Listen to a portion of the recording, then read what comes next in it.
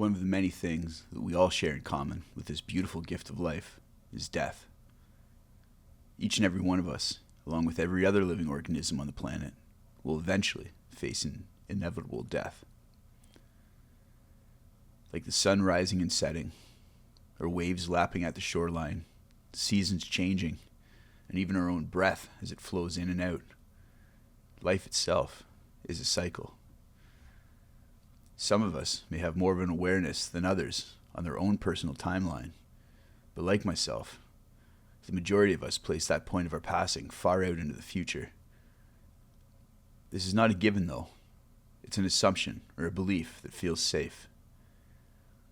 It's a rare occurrence in the grand scale of things where somebody actually knows when their time here will end.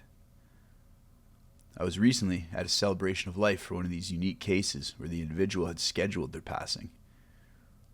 This came about as a way to mitigate some personal and family suffering in the late stages of terminal brain cancer. At the celebration, there were many others who chose to speak and share their stories. There were many whom this man had connected with over the course of his life. One of the other unique aspects of this man's life was his personal connection to spirit. His connection to spirit, or his presence and appreciation for life and love, was apparent in all of his interactions with the world. There was a defined balance of personal introspection time and solitude, along with meaningful, connected relationships to others. During the speeches, there was many references to his caring and presence during interactions. It was well acknowledged that this man had prioritized love and connection in his life. His approach was even noted as an inspiring example of how we all can live.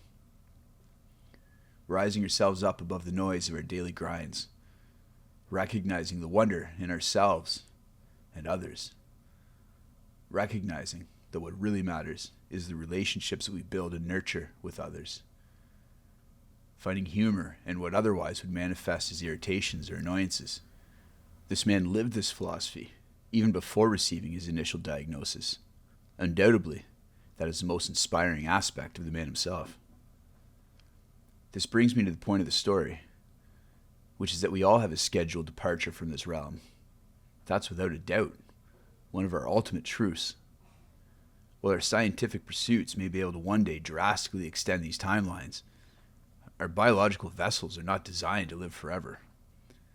So whether or not we choose to contemplate this ultimate fate for ourselves, it remains very much inevitable. Consider that truth. Consider the end of life as an inseparable part of life. Anchor yourself in presence to this and ask, what am I spending my time and energy acting on and thinking about? If I had 2 weeks to live, would anything change? Is that presentation that you spent the last 3 nights working on meaningful? As your children spend those evenings playing video games in your absence, ask yourself, what is meaningful and purposeful in my life? What am I doing right now in pursuit of that higher level goal? Ask yourself, what am I currently occupied with in thought and action? Where do these fit into your personal definitions of what's meaningful and purposeful? Life does not have to be the lazy river ride that too many of us often choose to experience. We can choose something different. We can choose to live purposefully, driven by intent. Think about what really matters to you. Consider if what pulls you away from that is a true priority, or just the current of the lazy river keeping you in line. Choose to live your life with purpose. Choose this before the reality of your own fragility forces you to try and play catch up. Live life well.